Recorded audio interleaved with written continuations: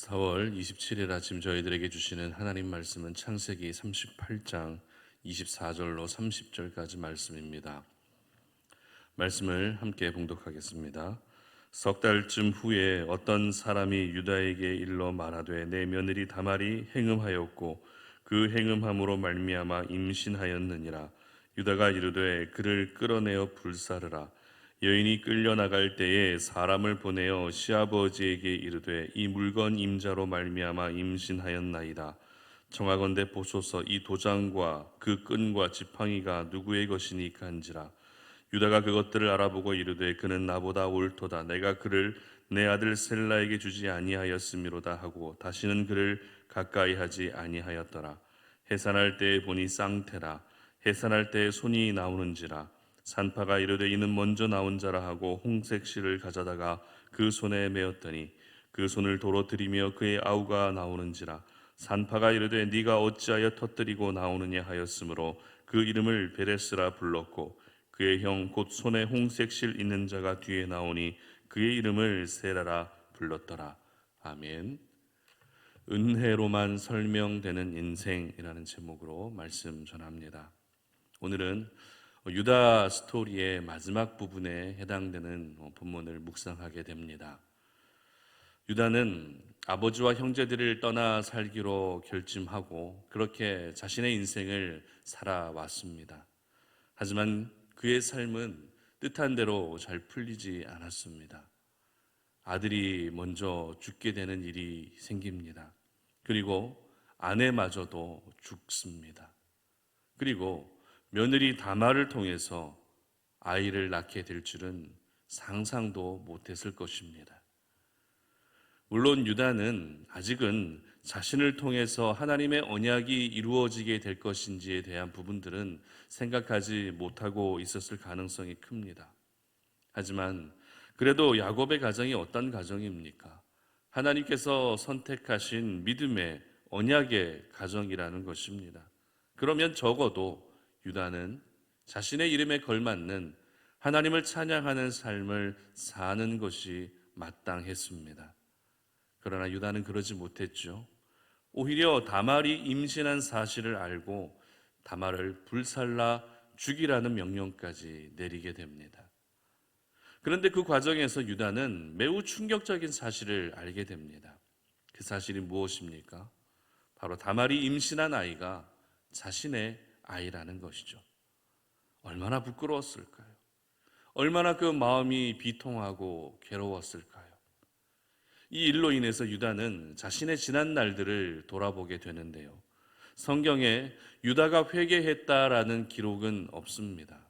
하지만 오늘 본문 26절 보시기 바랍니다. 유다가 그것들을 알아보고 이르되 그는 나보다 옳도다. 내가 그를 내 아들 셀라에게 주지 아니하였음이로다 하고 다시는 그를 가까이 하지 아니하였더라. 아멘. 다시는 다말을 가까이 하지 않았다는 것입니다. 이 말의 의미는 유다는 이제 결코 정욕대로 살지 않았다는 것을 보여주는 그런 표현인 것입니다. 아내가 죽고 나서 자신의 성적 욕구를 채우는 모습을 보였던 유다였지만 이제 다말이 자신의 아이를 임신한 사실을 알고서는 이제는 더 이상 내가 정욕의 인생을 살지 말아야 되겠다라고 결단하고 있는 부분이라는 것입니다. 그렇습니다. 어제도 살펴봤지만 하나님의 사람들은 정욕대로 살면 안 됩니다. 정욕은 죄의 길로 들어서게 하는 첫 번째 관문이기 때문에 정욕을 채우기 위한 삶은 하나님의 사람으로서 가장 위험한 삶이라 할 수 있는 것입니다. 그리고 이제 드디어 다말이 아이를 낳게 되는데요. 참 아이러니한 것은 유다의 아버지가 야곱이잖아요. 야곱도 쌍둥이로 태어났습니다. 그런데 유다의 아들 역시 쌍둥이로 태어나게 되었다라는 것입니다. 요즘에는 인공수정을 통해서 쌍둥이를 임신하는 경우가 굉장히 많습니다. 그렇지만 자연적으로 쌍둥이가 임신될 확률은 불과 0.2%밖에 되지 않는다고 합니다. 매우 드물다는 것이죠. 이렇게 다말과 유다 사이에 쌍둥이 아들이 태어나게 됩니다. 그런데 아이들이 태어나는 과정에서도 흔히 볼 수 없는 신기한 일이 일어나고 있습니다. 28절 보시기 바랍니다. 해산할 때 손이 나오는지라 산파가 이르되 이는 먼저 나온 자라 하고 홍색 실을 가져다가 그 손에 메었더니 아멘. 둘 중에 한 아이가 손을 먼저 내밀었다는 것입니다. 그러면 쌍둥이 중에서 이 두 아이들 중에서 한 명을 장자를 선택을 해야 되는데 먼저 손을 내민 아이를 장자로 선택하는 것이 일반적이었습니다. 그래서 그 산파는 그 아이의 손에 홍색 실을 묶어두면서 이 아이가 장자라는 것을 표시하는 것이죠. 그런데 이 홍색 실을 묶었던 그 손이 다시 들어간 것입니다. 그리고 홍색 실을 매지 않은 다른 아이가 먼저 나오게 되는 신기한 일이 일어나게 됩니다. 분명 먼저 손을 내민 아이가 장자임을 알고 홍색 실을 묶으면서 그렇게 장자 표시를 했지만 먼저 태어난 아이는 홍색 실을 달지 않은 또 다른 아이가 먼저 태어났다라는 것입니다. 그러면 여러분에게 질문합니다. 이 두 아이 중에서 누가 장자가 되어야 되는 것입니까? 홍색 실을 먼저 묶은 아이가 장자가 되는 것입니까? 아니면 먼저 태어난 아이가 장자가 되는 것입니까? 태어난 아이가 장자가 되어야 되는 것입니다. 여러분, 오늘 이렇게 유다의 아들 쌍둥이 아이들이 태어나는 모습을 보시면서 어떤 생각이 드십니까? 마치 장자를 하나님이 직접 지명하고 계시다라는 그런 생각이 들지 않으십니까? 홍색 실을 달면서까지 이 아이가 장자라고 표시를 했지만 정작 장자로 태어난 아이는 홍색 실을 달지 않은 다른 아이가 장자로 태어난 것입니다. 이처럼 저희들은 이 두 아이의 출생의 과정부터 하나님이 철저하게 개입하고 계시다는 사실을 볼 수 있는 것이죠. 그렇다면 왜 이렇게 어떤 아이가 장자가 되는 것이 그렇게 중요한 것일까요? 왜 하나님은 이렇게까지 개입하셔서 하나님이 직접 장자를 지명하고 계시는 것일까요? 고대 사회 문화 안에서는 장자가 갖게 되는 책임과 의무 그리고 축복은 특별했습니다. 하지만 단순히 문화적인 차원을 떠나서 지금 유다는 아브라함과 이삭과 야곱을 잇는 언약의 혈통이었죠. 그 혈통이 유다의 장자를 통해서 계속해서 이어져야만 했던 것입니다. 그런데 유다의 지난 삶의 모습을 보면 결코 하나님이 기뻐하실 수 없는 삶을 살았죠.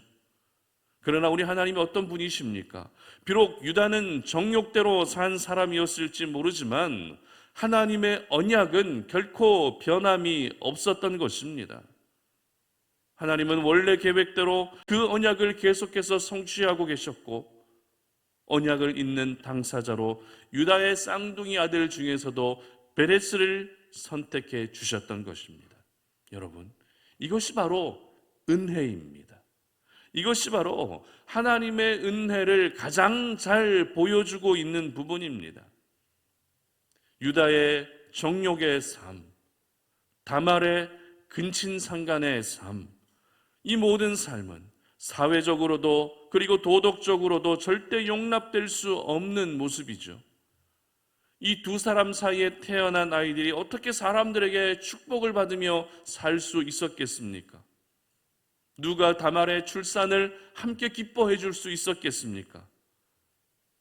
당연히 유대 공동체 안에서 손가락질 받으며 살 수 없는 사람들이 바로 유다와 다말 그리고 그의 쌍둥이 아들 베레스와 세라, 이 사람들은 유대 사회 안에서 손가락질 받으며 살 수밖에 없는 그런 인생이라는 것입니다. 가장 저주받은 인생처럼 여겨질 수 있다는 것입니다. 그러나 우리 하나님은 그런 사람들을 통해서도 일을 하고 계셨던 것입니다. 유다와 다말 사이에서 부적절한 관계로 태어난 아이들이지만 하나님은 그 아이들을 통해서도 변함없이 언약을 이루어가고 계셨던 것입니다. 그리고 그 혈통을 통해 누가 태어납니까? 다윗이 태어납니다. 이스라엘의 여러 왕들이 태어나게 됩니다. 그리고 예수 그리스도까지 태어나게 하셔서 하나님의 구원 스토리를 완성시키셨던 것입니다. 이것은 은혜로만 설명될 수 있는 것이죠. 은혜로만 설명될 수밖에 없는 하나님의 일하심이라는 것입니다. 그러므로 유다의 인생을 한마디로 정리하라고 한다면 바로 하나님의 은혜로 산 사람이었다라고 이와 같이 우리는 정리할 수 있는 것이죠. 그런데 오늘 이 아침에 저희들이 생각해 봐야 할 것은 하나님의 은혜로 살고 있는 사람이 유다만이 아니라는 것입니다. 다말만이 아니라는 것입니다. 바로 저희들 역시 하나님의 은혜로 살고 있는 사람인 줄 믿으시기를 바랍니다. 왜입니까? 저희들은 이미 죄로 죽었던 사람들이기 때문입니다. 죄로 죽었지만 예수님의 십자가의 보혈의 능력으로 그 보혈의 공로로 말미암아 다시 살게 되었기 때문입니다. 영원한 생명이 저희들에게 주어졌기 때문입니다. 저희들은 그 누구도 죄 앞에서 자유로울 수 없었습니다. 죽음 앞에서 자유로울 수 없는 사람들입니다. 유다와 같이 비록 정욕으로 살지 않았고 다말과 같이 비록 근친상간이라는 죄는 짓지 않았을지 모르지만 하나님이 보시기에 죄의 경중은 절대 없다는 것이죠. 죄의 경중은 사람의 기준이고 이 사회적 기준일 뿐 하나님의 기준은 어떤 죄가 더 무겁고 어떤 죄가 더 가볍고 이렇게 나뉘어지지 않는다라는 것입니다. 그렇기 때문에 저희들의 모습이 바로 유다의 모습과 크게 다르지 않은 것이죠. 저희들의 모습이 다말의 모습과 크게 다르지 않다는 것입니다. 그럼에도 불구하고 하나님이 저희들을 사랑해 주신 것입니다. 유다와 같은 인생, 다말과 같은 인생을 산 사람이 바로 저희들인데도 불구하고 하나님은 저희들을 구원해 주신 것입니다. 그리고 오늘도 고아와 같이 버려두지 않으시고 세상 끝날까지 내가 너희와 함께 하시겠다고 약속하고 계시는 분이 바로 우리 하나님이십니다. 이것은 은혜로만 설명될 수 있는 것입니다. 세상 사람들은 이해가 될 수도 없고 이해를 할 수도 없습니다. 세상의 여러 논리들과 가르침을 적용해도 결코 설명될 수 없지만 하나님의 은혜로는 이것이 설명된다는 것입니다. 그렇습니다. 저희들은 하나님의 은혜로 살고 있는 사람들입니다. 하나님의 은혜가 있었기 때문에 오늘도 호흡할 수 있고 하나님의 은혜가 있었기 때문에 오늘도 기도할 수 있고 하나님의 은혜가 있기 때문에 오늘도 하나님의 자녀로 살아갈 수 있는 것입니다. 찬송가 310장의 1절 가사를 보면 이렇게 기록합니다. 아, 하나님의 은혜로 이 쓸데없는 자 왜 구속하여 주는지 난 알 수 없도다. 그렇습니다. 이렇게 쓸데없는 저희들을 왜 구속해 주셨는지 우리가 가진 지식으로는 결코 알 수가 없습니다. 이것은 하나님의 은혜로만 설명될 수 있는 것입니다.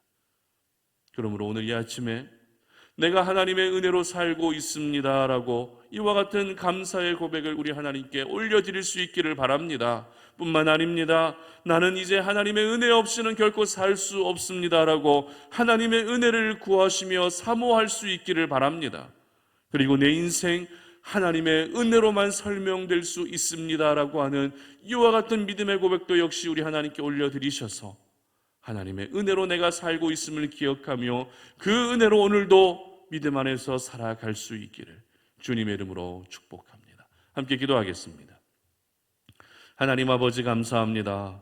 오늘 이 아침에 우리가 주의 말씀을 묵상하면서 우리가 하나님의 은혜로 살고 있는 사람임을 이 시간에 기억합니다. 죄로 죽었던 저희들입니다. 죄악이 너무나도 넘쳐나고 있는 우리들의 모습입니다. 그러나 우리를 살리시기 위해 십자가에 달려 돌아가 주신 하나님의 그 귀한 사랑, 예수 그리스도의 그 보혈의 은혜가 있었기 때문에 우리가 이렇게 살 수 있음을 기억합니다. 하나님의 은혜로만 설명될 수 있는 우리의 인생, 앞으로도 변함없이 그 은혜만을 간구할 수 있게 하시고 하나님의 은혜만을 사모할 수 있게 하여 주시며 오늘 하루도 하나님의 은혜로 내가 살고 있습니다라고 이와 같은 믿음의 고백을 올려드릴 수 있는 우리 모든 송탄 올인의 가족들이 되게 하여 주시옵소서. 감사드리며 예수님의 이름으로 기도드립니다. 아멘.